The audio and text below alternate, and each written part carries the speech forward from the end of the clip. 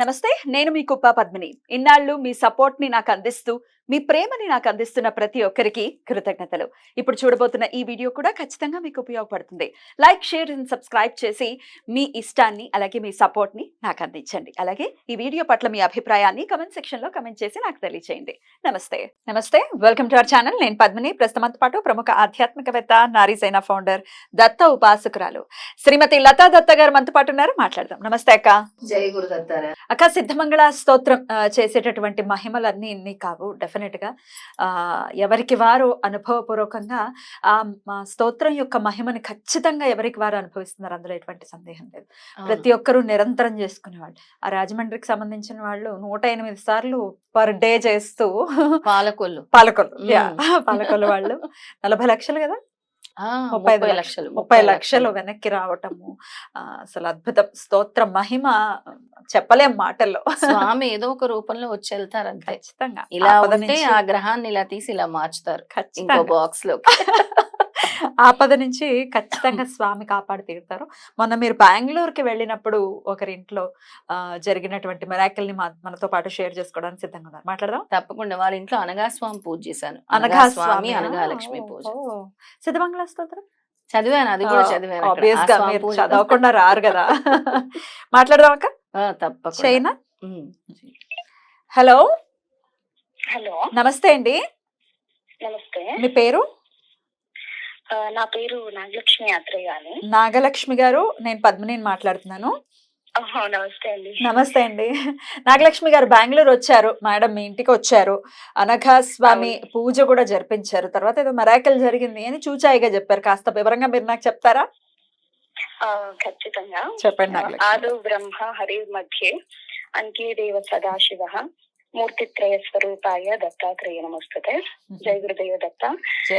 Actually నేను almost 10 to 11 years నుంచి దత్తాత్రేయ స్వామి భక్తులు. సో నాకు 9 years పట్టింది గాణగాపూర్ దర్శనానికి. నెక్స్ట్ అది అనంత చతుర్దశి నాడు నాకు అక్కడ ఫస్ట్ టైం దర్శనం చిక్కింది. నెక్స్ట్ మొన్న మాఘ పౌర్ణమికి సెకండ్ టైము. సో అలాగే నేను చూస్తున్నాను, మా ఇంటికి దత్త పాదకులు ఎవరన్నా తెస్తారా, పూజ జరిపించాలని చాలా ఆశ ఉంది నాకు. అప్పుడు మీ రెడ్ టీవీలో ఇలా నాకు లతమ్మ చిక్కింది. చిక్కి మళ్ళీ అమ్మ నాకు May 16th అది అష్టమి రోజు కదా, సో గురువారం వచ్చింది. ఇలా బాగుంది డేట్ అన్నారు. ఆ రోజు పెట్టుకున్నాము. సో నేను ఒక 1 week నుంచి సప్తాహం కూడా చేసుకున్నాను. దాంట్లో ఉంది కదా, సప్తాహం చేసి నెక్స్ట్ అష్టమి పూజ చేస్తే బాగుంటుంది. చాలా పవర్ఫుల్. అలా చేసుకుంటున్నాను. నాకు ప్రత్యక్షంగా కాకుండా పరోక్షంగా చాలా వాళ్ళ ప్రజెన్స్ నాకు అనిపించింది. చరిత్ర ఎవ్రీ డే సప్తాహం చేసేటప్పుడు ఈవినింగ్ శ్రీపాద చరిత్ర కూడా చదువుతుంటాను, ఒక అధ్యాయం అలా. సో అలా ఎప్పుడు ఏమో మనసులో అనుకుని తీసేనప్పుడు కరెక్ట్ గా అదే అధ్యాయం ఓపెన్ అయితా ఉంది బుక్ లో. అట్లా అయింది నాకు. అలా అయింది. నెక్స్ట్ ఏమైంది, అమ్మ ఆ రోజు రావాలి May 16th మార్నింగ్ ఒక పుష్ప వృష్టిలా, చాలా కాదు, ఒక మేము కన్నడలో తుంతురు అని చెప్తాం, అలా వర్షం పడింది. సో వాళ్ళు వచ్చారు. తుంతురులో అలా వచ్చింది వర్షము. మళ్ళీ ఆ రోజు entire day it is a pleasant weather. చాలా ప్లెజెంట్ గా ఉంది, కూల్ గా ఉంది. అమ్మ చాలా బాగా పూజ జరిపించారు. అది ఆ రోజు ఎలా ఉంది అంటే ఆరతులు, ప్రసాదాలు, సుమంగళి పూజలు, అందరికీ కూడా ఎక్కడో ఉన్నాము మేము అనిపించింది. వచ్చిన వాళ్ళందరికీ కూడా మేము ఎక్కడో ఉన్నాము ఆ రోజు, ఇక్కడ కాదు అనేలా ఉంది. చాలా బాగా జరిపించారు. మళ్ళీ పూజ తర్వాత అమ్మకి కూడా ఎప్పుడు అమ్మ వచ్చిన రోజు అలా పుష్పవృష్టి అయింది. పూజ చాలా బాగా అయింది. మళ్ళీ ఏం చేశారు, మా అమ్మకి కాళ్ళ నొప్పి సమస్య ఉంది. సో కాళ్ళ నొప్పులు. సో ఆ ప్రాబ్లమ్ అంతా స్కానింగ్ చేపించాము. ఏమీ కూడా ఎక్కడ కూడా ఏమీ ప్రాబ్లం లేదు. అంతా అయిపోయింది. న్యూరో, వాస్కులార్, ఆర్థో, ఎక్కడ కూడా మాకు ఇక్కడ దాకా రీజన్ దొరకలేదు ఎందుకు వస్తుంది అది అని. సో మళ్ళీ ఏం చేసాము, ఆ రోజు పూజ నుంచి అమ్మ చెప్పారు, లతమ్మ మా అమ్మకి లైక్ సిద్ధమంగళ స్తోత్రం పారాయణం స్టార్ట్ చేయండి 11 టైమ్ అని. అలాగే అయింది. పూజ అయ్యి 2 days కి మా అమ్మ కూడా స్టార్ట్ చేసుకున్నారు. ఆ రోజు మా అమ్మకి కలొచ్చిందంట అర్లీ మార్నింగ్. ఎలా అంటే నేను అప్పుడు తానే ఇల్లు క్లీన్ చేశాను వాళ్ళకి, స్వామి వస్తున్నారు లోపలికి ఇంట్లోకి. అలాగే త్రిమూర్తి రూపము, 3 దత్తుడు కళలోకి ఎవ్వరికి రారు తెలుసా, అసలు చాలా అనుగ్రహం ఉండాలి. అలాగే వస్తున్నారంట లోపలికి. వచ్చి మొన్న పూజ ఎక్కడ జరిగింది, లతమ్మ మాకందరికి ఎక్కడ బ్లెస్సింగ్స్ ఇచ్చారు అదే ప్లేస్ కి అక్కడికే వచ్చారంట. సో అది అయిన తర్వాత నా చిన్న పిల్ల మమ్మం అని అంటున్నాడంట, భోజనము అని. సో తక్షణము నేను పోయి అరిటాకి తెస్తున్నానంట, బనానా లీఫ్. అంతే, వాళ్ళకి తక్షణము అలాగే మార్నింగ్ కదా సడన్ గా ఎవరో కూర్చున్నట్టు అయ్యి లేచేశారు. వచ్చి నాకు చెప్పారు ఇలా వచ్చింది అని. నేను అమ్మ ఫలిచ్చింది లేండా అతమ్మ కూడా చెప్పాను. సో ఇలా అయింది. So we felt very happy. నేను నా చెల్లెలు సంధ్య అని మేము సంకల్పించుకున్నాము పూజను.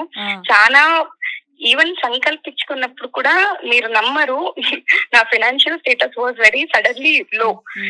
అలా ఎలా అయింది ఎలాగా అనుకుంటే నేను అన్నాను, మేము అనుకున్నాము అది జరగాలి అని స్వామి సంకల్పిస్తే ఎలాగో జరుపుకుంటున్నారు అంతే అని. కానీ రియలీ ఎట్లయింది అంటే ఒక్కొక్కరికి కూడా ఒక్కొక్క వర్క్ అసైన్ చేసినట్టు అంత క్లీన్ గా పీస్ఫుల్ గా అది పూజ అయిపోయిన తర్వాత మార్పు ఉందా మరి లైఫ్ లో?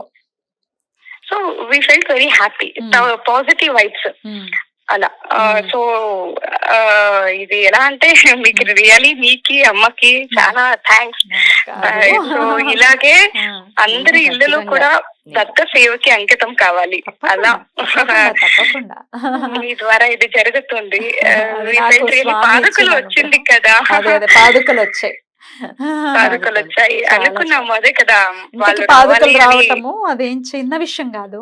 డెఫినెట్ గా అది చాలా చాలా స్వామి వచ్చినట్టే పాదుకలు రావటం అంటే కదా. మళ్ళీ ఈ రోజు చూడండి, ఇప్పుడు జరిగిన మిరాకల్లో ఎలా అయింది అంటే, నేను మా ఇంటికి మా పాపని చూసుకోవడానికి ఒక వాళ్ళు వస్తారు.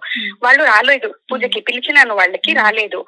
ఇప్పుడు కాల్ చేసి చెప్పారు ఇంట్లో పూజ జరిగింది కదా, జరిగింది చాలా బాగా జరిగింది అని చెప్పాను. వాళ్ళు చెప్తున్నారు నాకు క్లీన్ గా పాదుకలు వచ్చాయంట. వాళ్ళకి పాదుకలకి మేము కూర్చొని పూజ చేసినట్టు కళ మా ఇంట్లోనే కానీ వాళ్ళకి కళ అలా పోయింది. అది వాళ్ళ హస్బెండ్ కి హార్ట్ అటాక్ అయిందంట. సో వాళ్ళు చెప్పారు, నేను తక్షణం చెప్పాను ప్లీజ్ స్టార్ట్ సిద్ధమంగళ స్తోత్రం మీరు కూడా, మీకు అప్పుడే వాళ్ళు కనిపించేశారు, ఇంకేమీ అయ్యలేదు. ఇప్పుడు లతమ్మ చెప్పారు నెక్స్ట్ టైం ప్రోగ్రామ్ ఉంది అని, అట్లా ఏమన్నా చిక్తే మిమ్మల్ని కూడా పిలుచుకొని పోతాను అని చెప్పాను. తప్పకుండానండి, చాలా చాలా సంతోషం. చక్కగా మీ ఎక్స్పీరియన్స్ ని నాతో షేర్ చేసుకున్నారు. I'm so happy. ఎప్పటికీ స్వామి అనుగ్రహం మీకు పరిపూర్ణంగా ఉండాలని కోరుకుంటున్నాను. థ్యాంక్ యూ అండి, నమస్తే. అనుగ్రహం ప్రాప్తిరస్తు. ఉంటానండి. జయ గురుదత్త. అద్భుతం. మళ్ళీ ఆత్రేయస గోత్రం పద్మిని, ఆత్రేయస గోత్రం, దత్త పరంపర. ఇంకా సేమ్ అదే గోత్రము.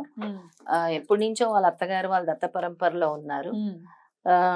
నేను వెళ్ళినప్పుడు అందుకే వాళ్ళ మావయ్య గారిని సంకల్పం చెప్పమన్నాను. అంటే వాళ్ళ తరతరాల నుంచి పేర్లు చెప్తారు కదా, అలాగా వాళ్ళు చేసి కరెక్ట్ గా చెప్పాను. అయ్యో అదేంటండి మీ ఆచారం మీరు చెప్పాలని మిమ్మల్ని సంకల్పం చెప్పమన్నాను అని.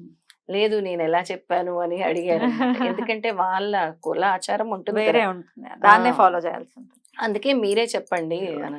బ్యూటిఫుల్ అక్క, బ్యూటిఫుల్. చాలా చాలా అంటే స్వామి కళలోకి రావటం, మామూలుగా ఎలాంటి కళలైనా రావచ్చు, దేవీ దేవతలు వస్తూ ఉంటారు వాళ్ళ అనుగ్రహం. సామాన్యంగా రారు. దత్తుడు మాత్రం వచ్చిన దాఖలాలు చాలా తక్కువ. ఎక్కడైతే నేను కూర్చున్నానో పీఠం దాని మీద కూర్చున్నారట స్వామి కళలో చెప్పారు. అదే ప్లేస్ లో అదే పీఠంలో షీ వాజ్ వెరీ హ్యాపీ అన్నమాట. అదే బెంగళూరులో మళ్ళీ స్వామి పిలుస్తున్నారు. మళ్ళీ వెళ్తున్నారా? ఓకే, దాని గురించి నెక్స్ట్ ఎపిసోడ్ లో చెప్పుకుందాం అయితే. రైట్. ఎవరికైనా ఇలాగే దత్తుడు ఒకవేళ కల్లోకి వస్తే దాని అర్థం ఏంటి? చాలా శుభ పరిమాణం. అంటే నీకుండే కష్టం తీరుస్తున్నాను, లేదా నువ్వు నా వైపు ఒక అడిగేస్తే నేను నీ వైపు వేస్తున్నాను, ఉమ్. ఖచ్చితంగా వాళ్ళు ఇంకా దత్తుడిని వదలరు అనమాట. ఓకే, వదలకుండా కూడా ఉండాలి. మనిషి ఎక్కునాలే. అద్భుతం అక్క, చాలా బ్యూటిఫుల్ గా ఎక్స్ప్లెయిన్ చేస్తారు. Thank you. నమస్తే. జయ గురుదత్. శ్రీ గురుదత్త.